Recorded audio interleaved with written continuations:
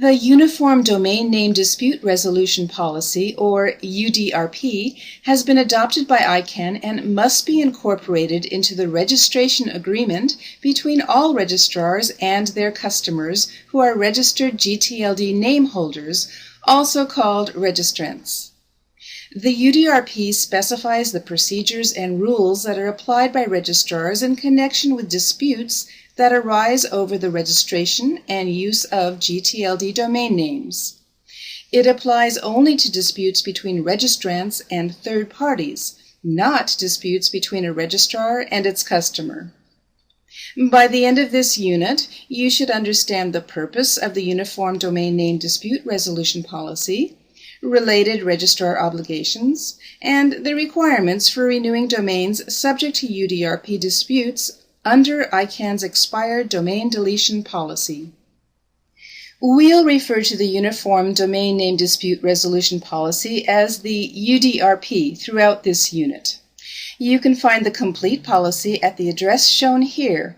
If you like, you can keep the UDRP open in a separate window as you move through this training.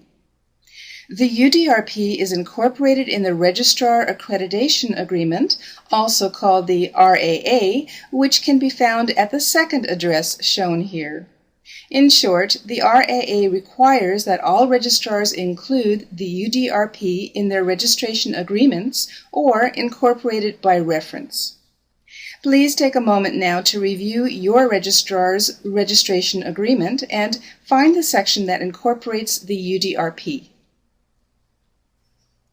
The UDRP applies to certain specified legal disputes between a registrant and a third party related to registration and use of a GTLD name.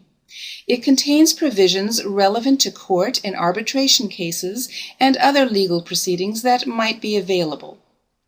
Section 4 of the UDRP subjects registrants to a mandatory administrative proceeding which can be initiated by a trademark holder who asserts that 1. A domain name is identical or confusingly similar to its trademark or service mark. 2. The registrant of the domain has no rights or legitimate interests in respect of the name, and 3. The domain name was registered and used in bad faith. If the trademark holder proves its case in the administrative proceeding, it can request that the domain be transferred or deleted. The administrative proceedings are probably the most familiar part of the UDRP. In addition to the terms of the UDRP itself, ICANN has adopted a set of rules for uniform domain name dispute resolution that specifies requirements applicable to all administrative proceedings, including the process for initiating and conducting a proceeding, and for appointing the panel that will decide the dispute. In this unit, we'll refer to these as the UDRP Rules. You can find a copy of the UDRP rules here. If you've read the UDRP, you probably noticed that it uses words like we and you.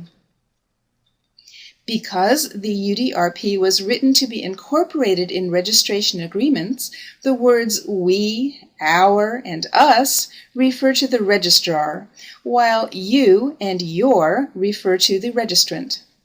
This will be useful to keep in mind as you reference the UDRP.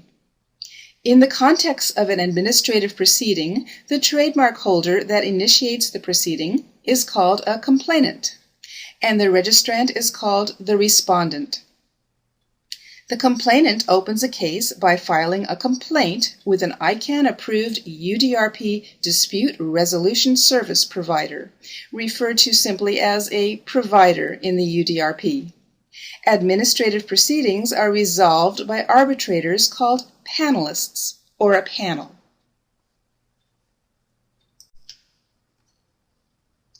The UDRP is intended to help streamline resolution of disputes between a registrant and a third party related to the registration and use of domain names.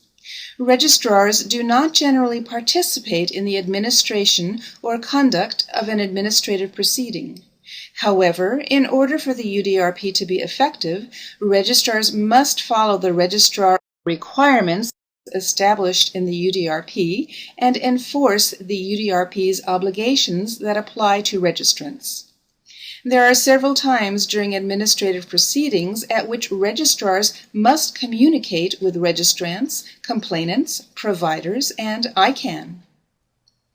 Registrars also must ensure that domain names are not improperly transferred to different registrants or different registrars during disputes. And, of course, registrars must also effect applicable decisions by a panel, judge, or arbitrator.